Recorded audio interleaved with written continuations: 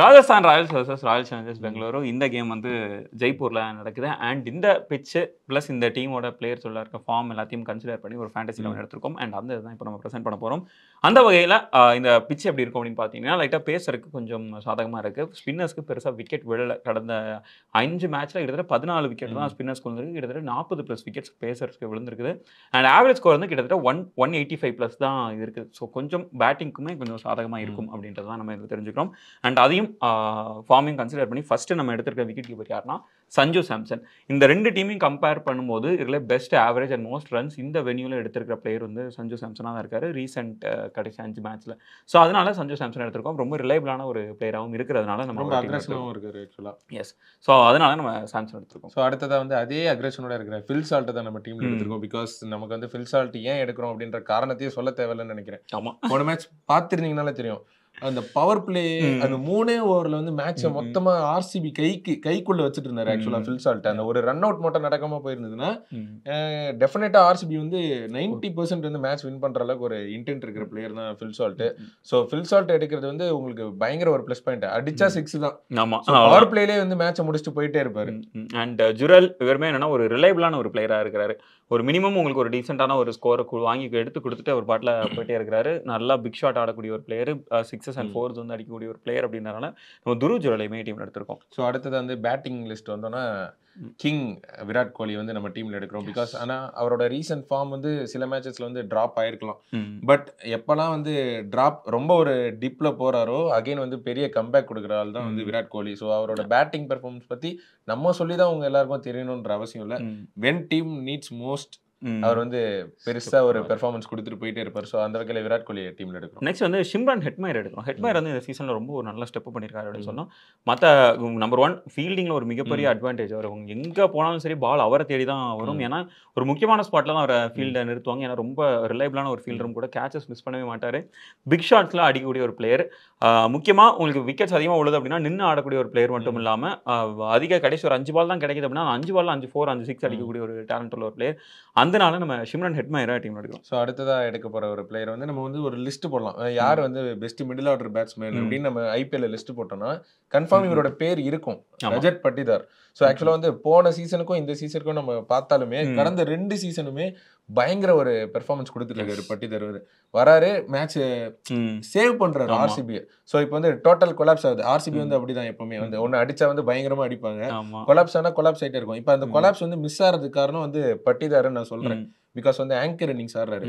அதே மாதிரி ஒரு 30 பால்ஸ் ஃபேஸ் பண்ணதுக்கு அப்புறம் அவரோட கிளச்சே வந்து டிஃப்ரெண்டா இருக்கு. ஸோ பூஸ்ட் பண்ணி ஸ்கோரை எங்கேயும் எடுத்துட்டு போறாரு. அந்த வகையில் வந்து பட்டிதார் டீம்ல இருக்கும். நெக்ஸ்ட் கடைசி பேட்டர் யாருன்னா ரசிகர்களால் சிங்கப்பூர் சித்தப்பா என்று செல்லமாக அழைக்கப்படும் நம்ம டிம் டேவிட். ஸ்கேம் செஞ்சுட்டு இருந்த டிம் டேவிட் ஆக்சுவலா இங்க வந்து ஓ மை காட் இன்னும் இப்படி ஆடுற இவரே தான் ஸ்கேம் போறாங்க, பேட்டிங் வருமாடா அப்படின்ற மாதிரி தான் இருக்குது.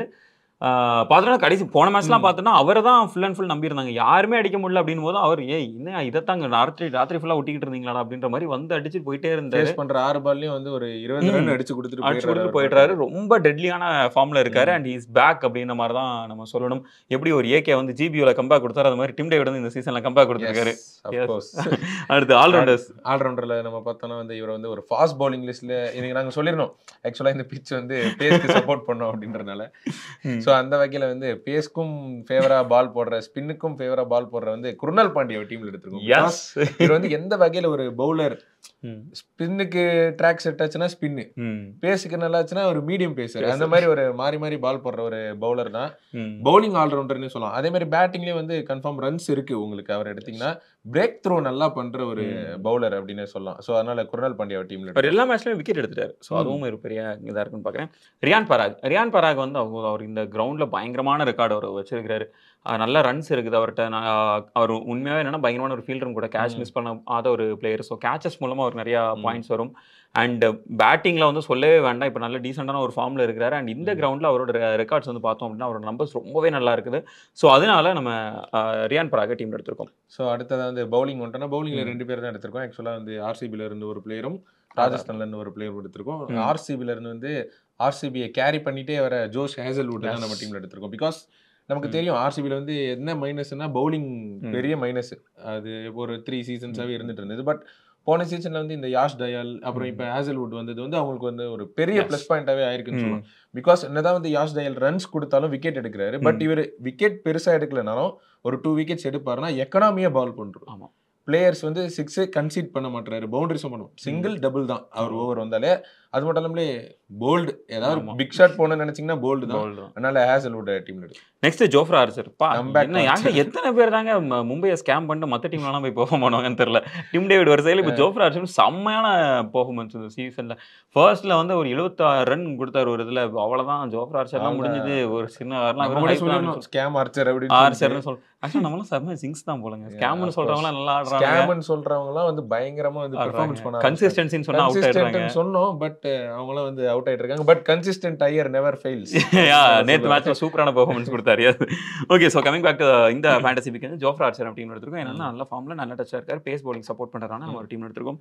கேப்டனா வந்து ரஜத் பட்டிதார் போட்டிருக்கோம். ஏன்னா கன்சிஸ்டன்ட் பட்டிதார் அப்படின்றதுனால ரொம்ப கன்சிஸ்டன்ட்டா ஆடிட்டு இருக்காரு, போட்டுட்டாரு. சோ ஓகே, ஸ்கேம் பட்டிதார்னு சொல்லுங்க, நல்லா ஆடுவார். ஸ்கேம் பட்டிதார் அப்படி சொல்லிக்கலாமே. ஓகே, வைஸ் கேப்டன் வந்து ஸ்கேம் சஞ்சு சாம்சன். நாங்க டீம் இது வந்து வன்மத்தினால சொல்லல. இப்போ நம்ம ஸ்கேம்னு சொன்னா வந்து அவரு நல்லா சொல்றதுக்கு ஆப்போசிட்டா நடக்குதுன்றனால சஞ்சு சாம்சன் வந்து வைஸ் கேப்டனா போட்டுருக்கோம். ஸோ பேக்கப் பிளேயர்ஸ் அப்படின்னு பார்த்தோம்னா லியாம் லிவிங்ஸ்டன் டீம்ல எடுத்திருக்கோம். லியாம் லிவிங்ஸ்டன், குருணால் பாண்டியா அப்படின்னு ஒரு குட்டி டவுட் இருந்தது. ஏன்னா ரெண்டுமே கிட்டத்தட்ட ஒரே மாதிரியான பிளேயர்ஸ். பட் குருணால் பாண்டியா இந்த பேஸ் ஃப்ரெண்ட்லி பவுலிங்ல வந்து ஒரு குட்டி ஒரு எட்ஜ் இருக்கும் அப்படின்றனால நம்ம கொடுத்துருக்கோம். பெரிய எட்ஜ் இருக்கும். ஆமா, அண்ட் லிவிங்ஸ்டனுமே என்னன்னா ஒரே ஒரு மேட்சை தவிர மற்ற எல்லாத்துலையுமே எதுலையுமே பெருசாக பேட்டிங்கில் இது பண்ணல, கான்ட்ரிபியூட் பண்ணல அப்படின்னா நம்ம குருணால் பாண்டியா போயிருக்கோம். ஒரு வேளை உங்களுக்கு லிவிங்ஸ்டனோட இன்னும் கொஞ்சம் ஒரு ஸ்பின் உங்களுக்கு வேணும் அப்படின்னு நினைச்சிங்க அப்படின்னா you can go with Liam Livingstone instead of Krunal Pandya. So அடுத்ததான் வந்து ஜெய்ஸ்வால பேக்கப்ல வச்சிருக்கோம். பிகாஸ் வந்து ஜெய்ஸ்வால் வந்து ஒரு மேட்ச் மட்டும் தான் பெரிய பெர்ஃபார்மன்ஸ் கொடுத்துருக்காரு. ஆனால் அவரோட பொட்டன்ஷியல் என்ன அப்படின்றது வந்து நம்ம எல்லாருக்குமே ஆல்ரெடி ப்ரூவ் பண்ணிட்டாரு. பேஸ் பால் அப்படின்னு போயிட்டு இருக்கும்போது ஜெய்ஸ் பால் அப்படின்னு வந்து இந்த சைட்ல இந்தியன் ஃபேன்ஸ் ஒன்று சொல்ல ஆரம்பிச்சாங்க. பிகாஸ் நோ ஃபியர், எல்லாமே வந்து பிக் ஷாட் போகணுன்ற ஒரு இன்டென்ட்டோட விளையாடுற ஒரு பிளேயர் தான். பட் அவருக்கு கம்பேக் வந்து என்னைக்கு வேணா இருக்கலாம்.